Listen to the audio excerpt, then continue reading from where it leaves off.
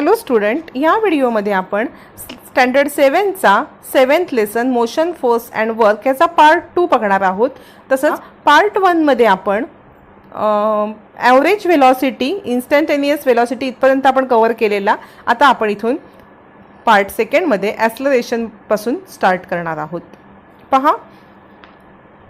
पहा या व्हिडिओमध्ये आपण ॲक्सलरेशन पाहणार आहोत. ॲक्सलरेशन म्हणजे त्वरण मराठीमध्ये.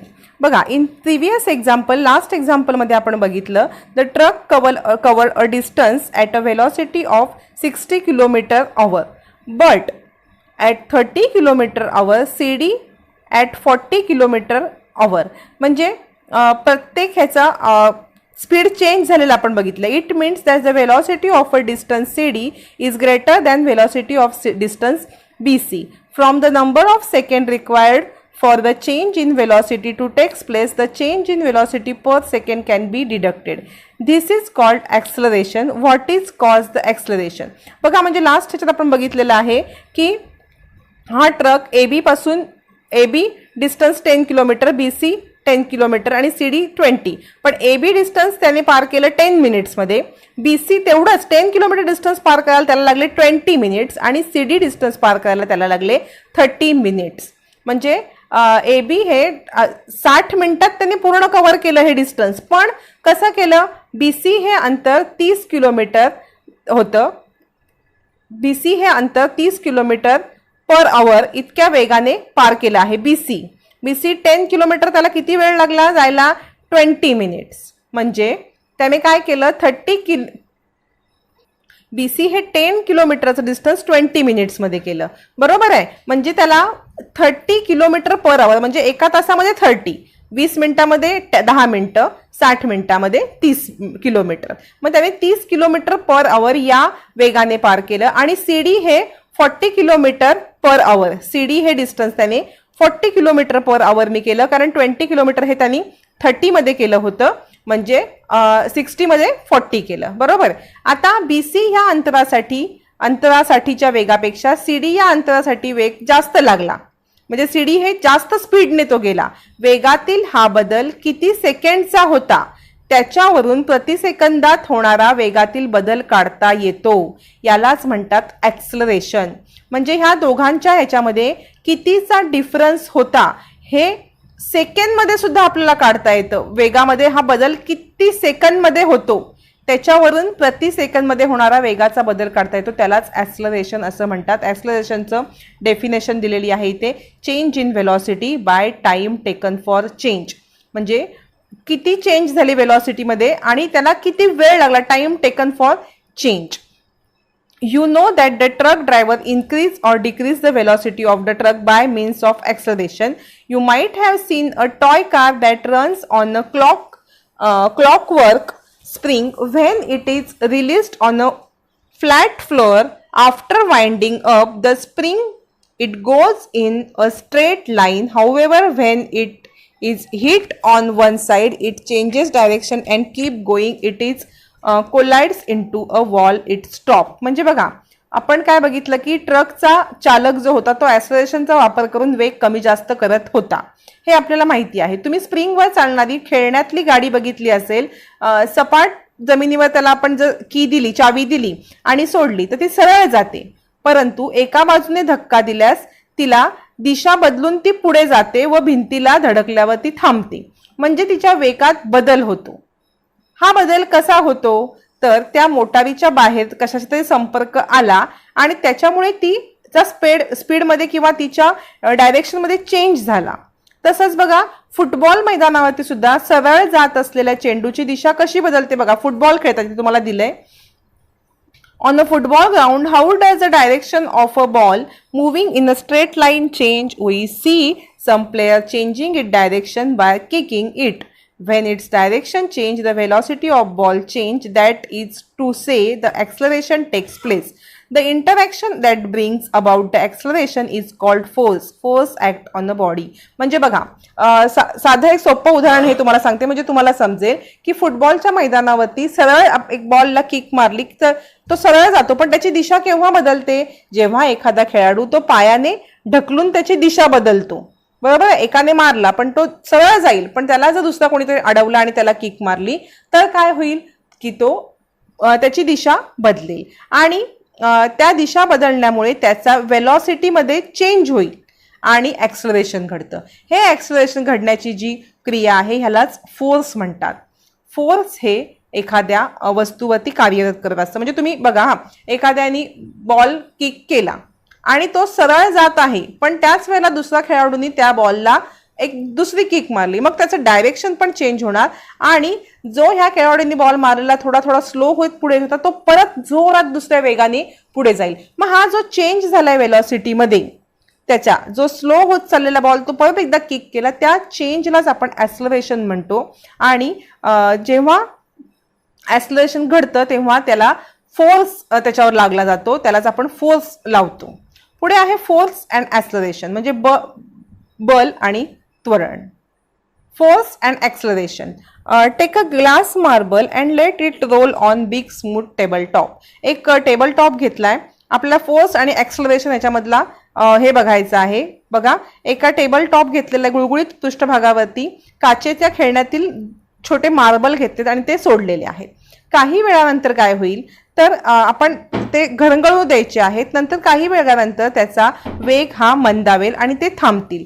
तसंच कॅरम बोर्डवरती सुद्धा स्ट्रायकरने ढकललेली सोंगटी सुद्धा तशीच पुढे जाऊन थांबते. कॅरम बोर्डवर पावडर टाकून सोंगटीने ढकलल्यात ती जास्त काळ पुढे जाते आणि थांबते असं सांगितलं. बघा, याच्यावरून what can we infer from this, याच्यावरून आपल्याला काय समजतं ह्या दोन उदाहरणावरून. The velocity of coin decreases due to the force of friction. म्हणजे त्या जी सोंगटी आहे तिचा वेग कमी होतो आणि घर्षण म्हणजे फ्रिक्शनमुळे ती पुढे जाते आणि तिचा वेग कमी होतो आणि सोंगटी थांबते एका ठिकाणी. If the friction between carrom board and coin is reduce the coin keep moving for a longer time. म्हणजे जर आपण त्याचं फ्रिक्शन कमी केलं, घर्षण कमी केलं, म्हणजेच पावडर टाकली, तर काय होईल, ती जास्त वेळ पुढे जाईल, ती जास्त वेळ घसरत राहील. बरोबर, longer time. It would means that if no force of friction is acting on a moving body, it will keep on moving with the constant velocity. म्हणजे जर त्याच्यावरती कोणताही फोर्स नसेल, म्हणजे फ्रिक्शन फोर्स नसेल, तर ती वस्तू एकसारख्या वेगाने चालत राहील. बघा, the scientist sir Isaac Newton was the first to study force and resulting acceleration. म्हणजे आयझॅक न्यूटन यांनी फोर्स अँड ॲक्सलरेशन यांचा सहसंबंध लावलेला आहे, त्यांचा अभ्यास केलेला आहे. तर आपण आता बघणार आहोत Newton's first law of motion. If no force is acting on a body, its velocity does not change, that is the body does not accelerate. In other words, if the body is stationary, it will remain stationary. If it is motion, it will continue moving with the same velocity and its same direction. म्हणजे एखाद्या वस्तूवरती जर force नसेल, बघा हा, म्हणजे if no force is acting on a body, एखाद्या वस्तूवर जर फोर्स कार्य करत नसेल तर त्या वस्तूचा वेग बदलत नाही, अर्थात त्या वस्तूचे ॲक्सलरेशन घडत नाही. म्हणजे त्याचा स्पीड चेंज, वेलॉसिटी चेंज होत नाही, त्याची वेग चेंज होत नाही, म्हणजे त्याच्यावरती ॲक्सलरेशन होत नाही. आणि वेगळं सांगायचं झालं तर फोर्स लावलेला नसताना वस्तू जर स्थिर असेल तर ती स्थिरच राहते, स्टेशनरी राहते. आपण जर एखादी वस्तू स्टेशनरी याच्यावरती फोर्स लावला तर स्थिर राहते, आणि तिला गती असेल तर ती एकाच वेगाने दिशेने सतत पुढे जाते. आणि तिला जर मुव्हिंग ऑब्जेक्ट असेल आणि आपण फोर्स नाही लावला तर त्याच फोर्सनी ती पुढे जाते, त्या स्पीडने ती पुढे जात असते. पुढे बघा, आपण बघितले you have learn that what is meant by force. You have seen that the body accelerated due to its force. Suppose the place of 1 kilogram standard weight on the surface with no friction and pull it an acceleration of 1 meter per second square. The force applied is called 1 Newton. म्हणजे बघा, force म्हणजे काय हे आपण बघितलं आता, आणि फोर्समुळे acceleration होते हे सुद्धा बघितलेलं आहे. तसंच आपण मागे काय बघितलेलं की you place the 1 kilometre standard weight, म्हणजे 1 किलोमीटर या प्रमाणात वेट हे जर आपण सरफेसवर ठेवलं, जिथे फ्रिक्शन नाहीये, घर्षण नाहीये, अशा जर सरफेसवर ठेवलं and pull it with an acceleration of 1 metre per second, म्हणजे त्याला 1 मीटर पर सेकंड स्क्वेअर इतक्या ॲक्सलरेशननी ओढलं तर त्याच्यासाठी लागणारा फोर्स हा 1 न्यूटन इतका असतो. बघा, 1 किलोग्रॅम वेटचं वजन किती, 1 मीटर पर सेकंड इतक्या फ्रिक्शननी ओढलं, 1 किलोग्रॅमचं वेट 1 मीटर पर सेकंड इतक्या फ्रिक्शननी ओढलं तर त्याच्यावर लागलेला फोर्स हा 1 न्यूटन इतका असतो. पुढे आहे ट्राय धिस, तुम्हाला दिलेलं आहे. Put a weight of 1 kilogram of a smooth wooden table, spread some talcum powder evenly on the table, now pull the 1 kilogram weight with an acceleration of 1 meter per second square, again pull it with an acceleration of 2 meter per second square. It means that now you can apply a force of 2 Newton. You will have to take many trials for this experiment. म्हणजे काय करायचं आहे, एक लाकडी गुळगुळीत टेबलावरती बघा इथे दिलेलं आहे 1 किलोग्रॅमचं वजन ठेवायचं आहे, बरोबर. टेबलावर थोडी टॅल्कम पावडर टाकून व्यवस्थित पसरवायची. हा बघा, हा टेबल आणि ह्याच्यावरती 1 किलोचं वेट हे केलेलं आहे, बरोबर. थोडीशी पावडर, टॅल्कम पावडर टाकली की काय होईल, आपण बघा 1 किलोग्रॅमचं वजन 1 मीटर पर सेकंड इतक्या ॲक्सलरेशननी ओढायचं एकदा. सेकंड टाइम काय करायचं, 2 मीटर पर सेकंड इतक्या ॲक्सलरेशननी ओढायचं आहे. म्हणजे जेव्हा 1 मीटर पर सेकंडच्या ह्यानी ओढाल तेव्हा तुम्हाला 1 न्यूटन फोर्स येईल, आणि जेव्हा तुम्ही 2 मीटर पर सेकंडच्या ॲक्सलरेशननी ओढाल तेव्हा तुम्हाला 2 न्यूटन इतका फोर्स लावायला लागतील. या प्रयोगासाठी तुम्हाला बऱ्याच चाचण्या करायला लागतील असं त्यांनी म्हटलेलं आहे. बघा पुढे दिलंय, force is measure by the acceleration that is produce. We have learn about the relation between displacement of a body resulting from a force applied to it and the work done. We have also learned about the work energy relationship, and that is the ability to do work is called energy. म्हणजे वस्तूवरती force लावल्यावरती acceleration आणि work याचा संबंध आपण last year पाहिलेला आहे. आता आपण काय बघतोय, energy and work and energy relationship बघतोय. बघा इथे म्हटलेलं आहे की कार्य करण्याच्या क्षमतेलाच ऊर्जा म्हणतात, म्हणजेच ability to do work is called energy. कार्य करण्याची जी क्षमता आहे त्यालाच म्हणायचं energy. Ability to do the work is called energy. पुढे तुम्हाला लास्ट एक पॉइंट आहे पहा, फोर्स, डिस्प्लेसमेंट अँड वर्क. त्याची ही फिगर आहे बघा, आपण बघणार आहोत. काय केलंय, in the figure alongside a string attached to a wooden block on the table is passed over a pulley and tied to the weight. On applying a sufficient weight the block will be seen to move. म्हणजे बघा एक लाकडी ठोकळा टेबलावर ठेवलेला आहे आणि त्याला दोरी लावलेली आहे बघा. हा, आणि ती दोरीला ती वरून नेले बघा, ह्या पुलीवरून नेले दोरी, ह्या पुलीच्या वरून, आणि त्याला खाली वेट लावले. दोरी वुडन बॉक्सला बांधून पुलीवरून नेऊन खाली तिला वेट लावलेलं आहे. पुरेसं वजन लावले असता आपल्याला ठोकळा तो पुढे सरकताना दिसेल. म्हणजे इथे वेट जर आपण व्यवस्थित लावलं तर हा ठोकळा आपल्याला पुढे सरकताना दिसेल. Which force is being applied here, how can this force B increase, what will happen on applying more force, when can we say that work is done by the applied force. म्हणजे बघा शेजारील आकृतीमध्ये कोणता force लावलाय आणि हा force कसा वाढवता येईल, किंवा अधिक फोर्स लावला तर काय होईल. फोर्स कसा वाढवता येईल, तर वजन आपण इकडे वाढवलं की फोर्स आपोआप वाढेल, बरोबर आहे. आणि फोर्स वाढवला की हा वुडन जो ब्लॉक आहे तो हळूहळू पुढे येईल.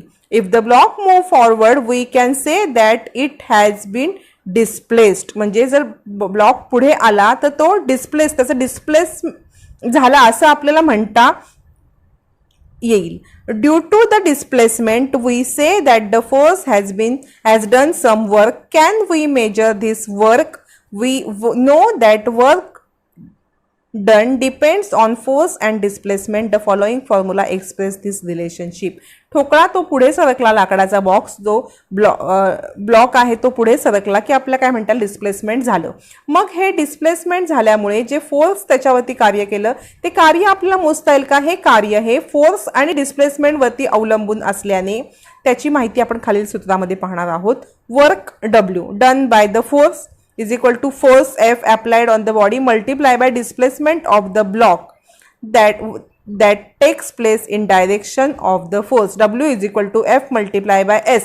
W म्हणजे वर्क किती झालं तर फोर्स किती झालेला आहे आणि डिस्प्लेसमेंट किती डिस्प्लेसमेंट झालेले डिस्टन्स म्हणजे डिस्प्लेसमेंट म्हणजे आपण बघितलेलं आहे की एका स्थिर ह्याच्यामध्ये किती डिस्टन्स ट्रॅव्हल केलं ते आणि फोर्स म्हणजे त्याच्यावरती किती फोर्स लावलाय ते आणि ह्याचं आपण मल्टिप्लिकेशन केलं की वर्क होईल. In SI system the unit of work in joule while the unit of force in Newton and the unit of displacement is meter. In CGS system the unit of work is erg. In CGS system unit of work is erg. म्हणजे बघा SI पद्धतीमध्ये joule आहे तर फोर्सचं Newton आणि डिस्प्लेसमेंटचं metre आणि CGS पद्धतीमध्ये वर्कचं आहे अर्क हे.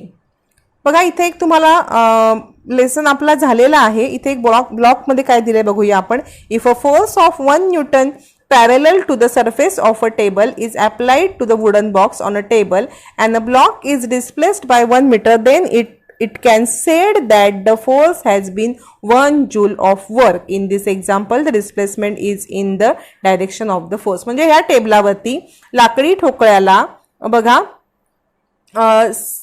टेबलाच्या पृष्ठभागाशी समांतर असे 1 न्यूटन इतके फोर्स लावले आणि 1 मीटर इतका तो पुढे आला म्हणजे इतकी त्याची डिस्प्लेसमेंट झाली तर 1 जूल इतकं त्याच्यावरती फोर्स होता असं म्हणता येईल. कधी जेव्हा 1 न्यूटन